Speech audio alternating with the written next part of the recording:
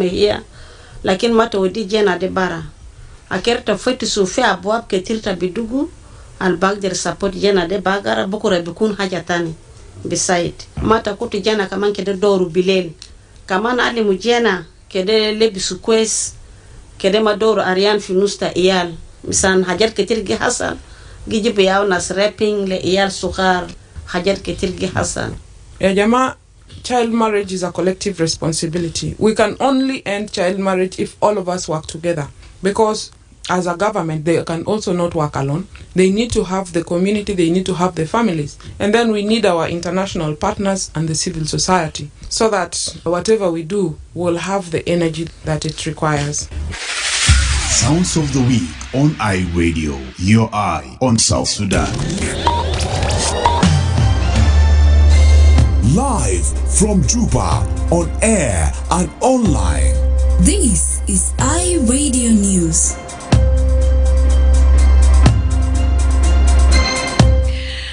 Hello, good afternoon. This is iRadio News. First, here are the headlines.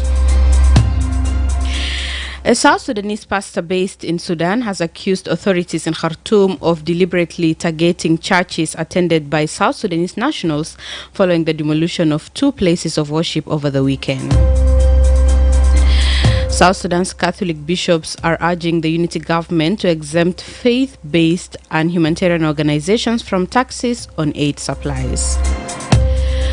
An gender-based violence activist has criticized the continued harmful traditional practices by some law enforcement and local authorities, saying this is undermining the implementation of laws meant to protect girls from child marriage in South Sudan.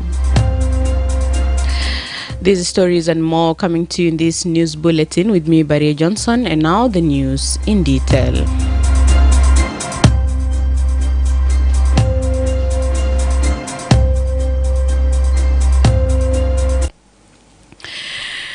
A South Sudanese pastor based in Sudan has accused authorities in Khartoum of deliberately targeting churches attended by South Sudanese nationals following the demolition of 2 places of worship over the weekend.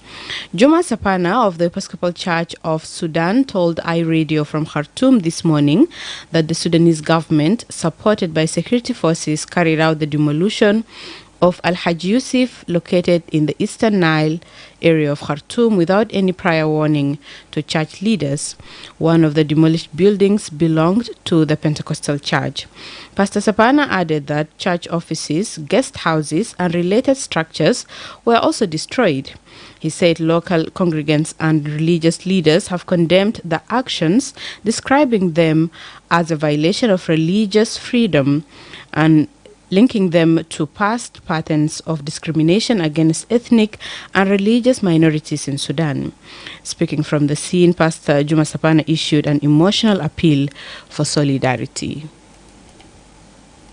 Please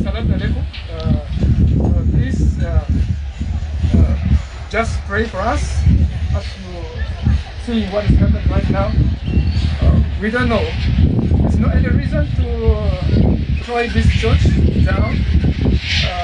Only hatred and we just send this message to others. Pray for us, pray for Sudan, pray for the church in Sudan. That's the message I can say.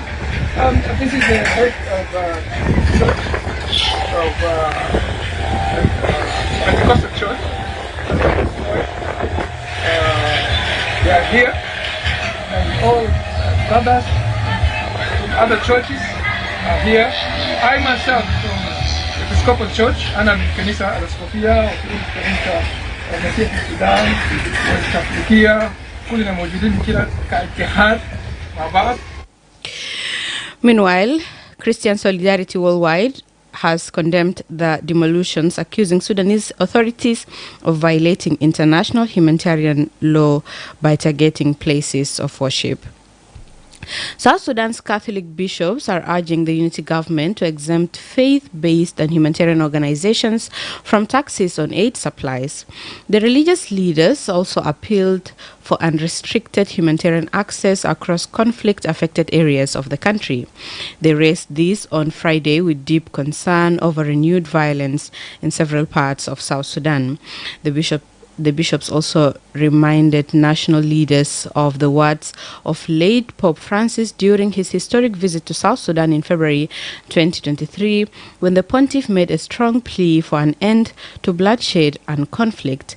The late Pope said at the time, "It is time for peace, no more bloodshed, no more conflict, no more violence," while addressing the country's political leadership. Delivering a joint statement on behalf of the bishops in Juba on Friday, Cardinal Stephen Ameo Martin Muller echoed the Pope's message and called for concrete action from the government.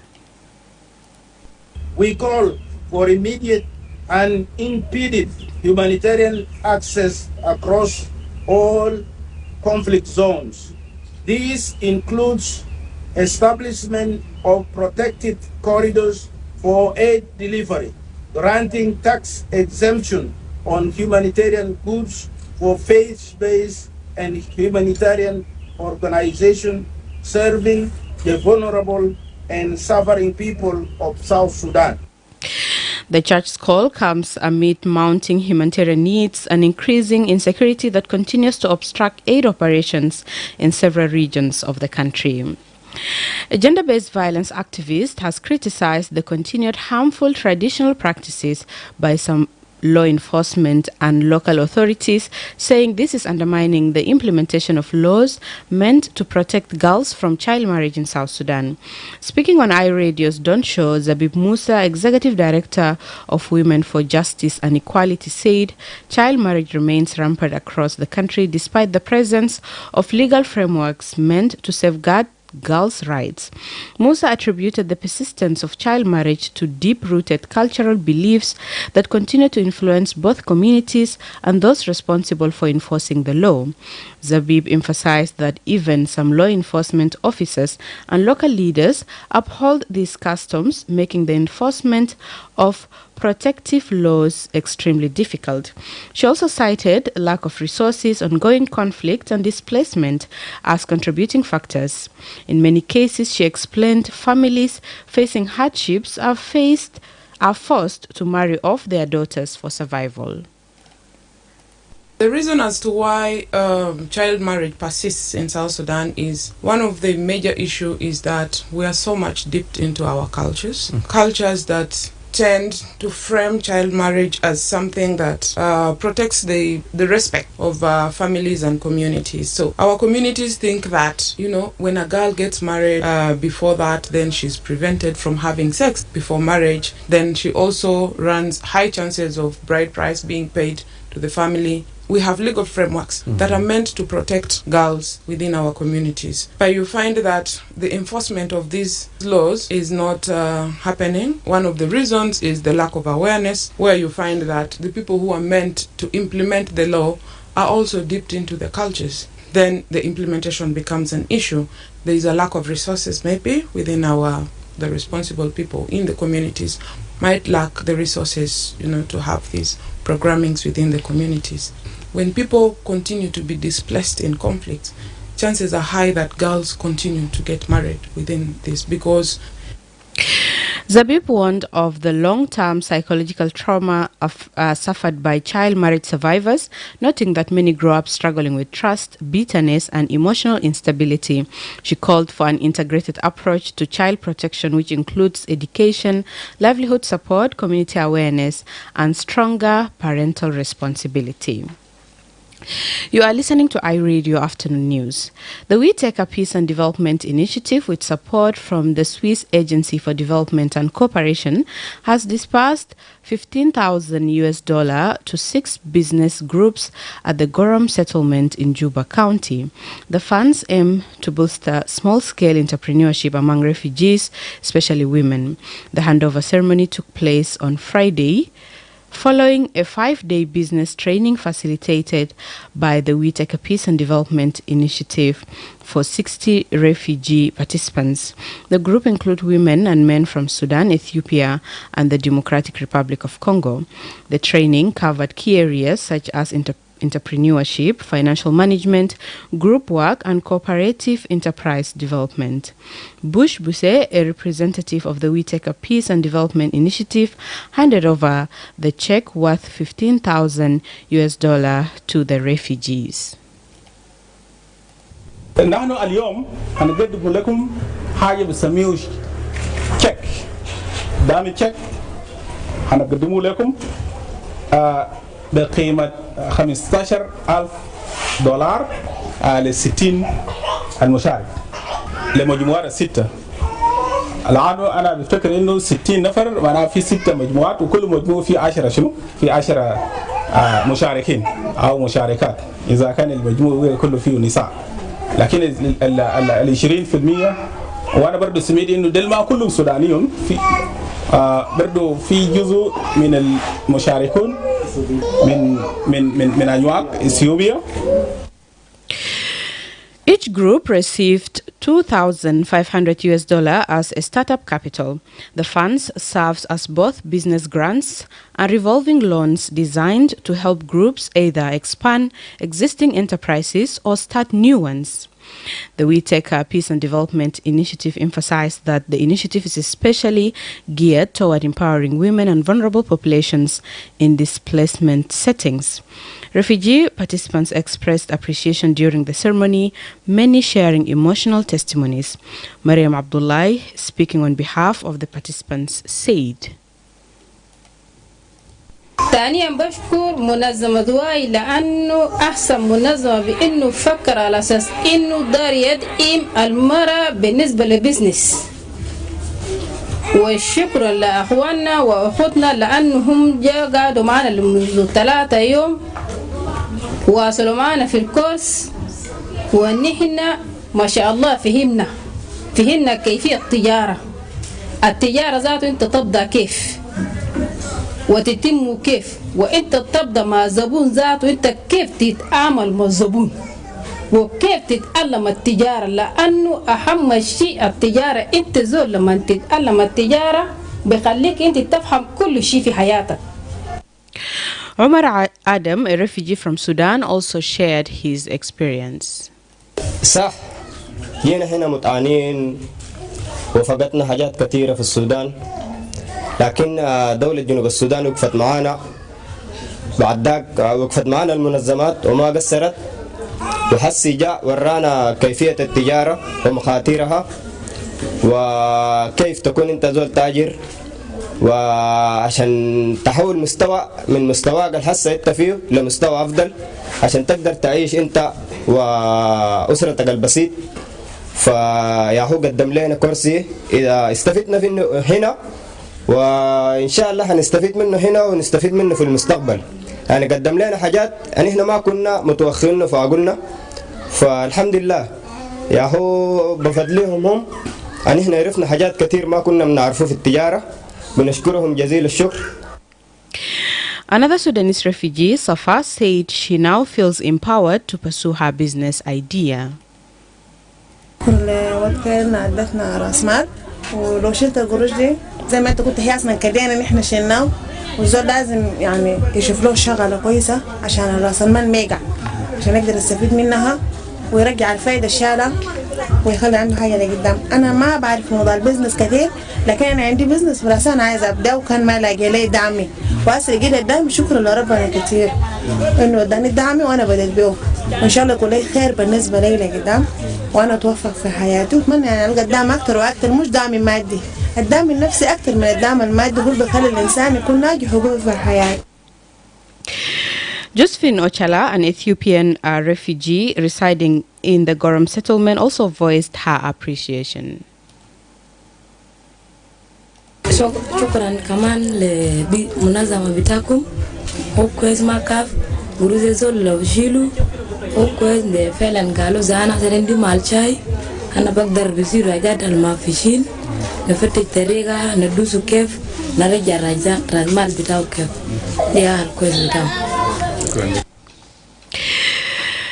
The Whitaker Peace and Development Initiative was founded by Hollywood actor and UNESCO Special Envoy for Peace, Forrest Whitaker, and has been operating in South Sudan since 2012, focusing on peace-building education and community resilience. And finally, the East African community is advocating for a unified continent-wide resource mobilization strategy to accelerate Africa's development agenda as the leadership of the free trade area shifted to the region. EAC Secretary General Veronica Emenduva called for this unified strategy after assuming leadership, signaling a new push for integrated economic growth across the continent. Speaking at a high-level roundtable convened by the African Union Development Agency in Malabo, Equatorial Guinea, she emphasized the urgent need to replace fragmented efforts with a harmonized approach. She stressed the importance of coordinated action to unlock large-scale financing of the African Union's Agenda 2063. The meeting held on the sidelines of the 7th Media Coordination Meeting of the African Union Regional Economic Communities and Regional Mechanisms brought together key African leaders and development partners to fast-track agenda through effective African-led resource mobilization. You are listening to iRadio News, and now to the sports news with my colleague Darlington Moses.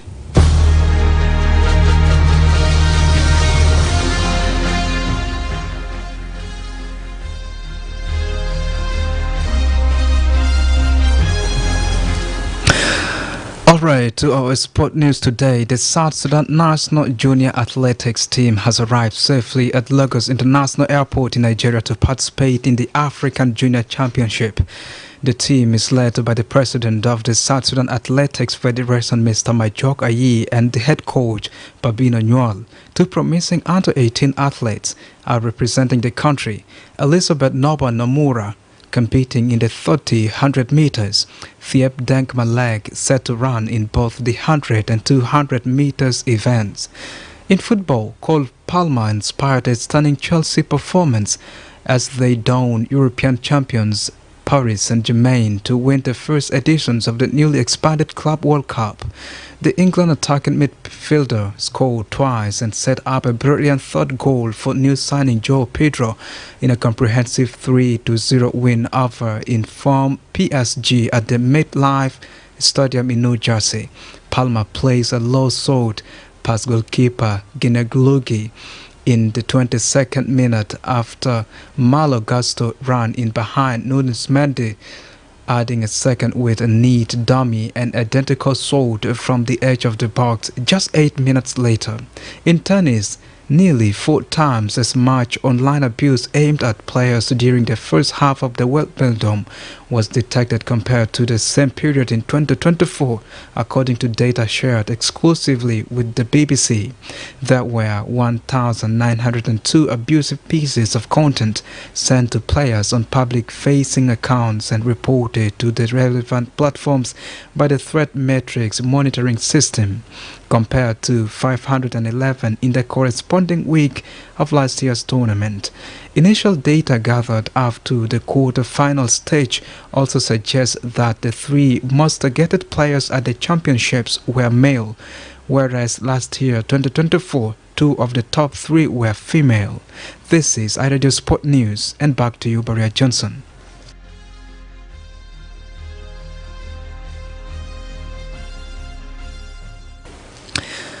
And now to the international news. The body of Nigeria's former president Muhammadu Buhari, who died aged 82 in the London clinic on Sunday, is being flown home to be buried in the hometown in Katsina State in Nigeria. Katsina State Governor Diko Rada, who is in the British capital with Buhari's family, said he would be buried later on Monday in Daura town, 50 kilometers away from Katsina city. Nigeria's Vice President Kashim Shettima is also in London and will accompany Buhari's remains back to Nigeria. Elsewhere, the U.S. Federal Aviation Administration, FAA, has said the fuel control switches in Boeing aeroplanes are safe, following their reported involvement in a fatal Air India crash that killed 206 people in June. The safety of the switches has become a key point of concern after the preliminary report on the disaster was released by investigators on Friday. That report said fuel to the Boeing 787-8 Dreamliner engines was cut off moments after takeoff from Ahmedabad Airport in India. Finally, Donald Trump says the U.S. will send various pieces of very sophisticated military equipment to Ukraine, including Patriot missiles defense systems.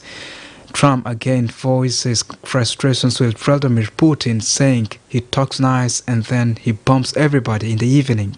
But the Russian president's actions should come as no surprise, says Vitaly Shevchenko. Ukraine's President Zelensky said last week that the U.S. has resumed military supplies to Ukraine as Russia aerial attacks intensified. This is iRadio's international news, and back to you, Baria Johnson. Thank you, Darlington Moses, for the sports and international news. You're listening to iRadio News, and now to end this bulletin, here are the headlines once again.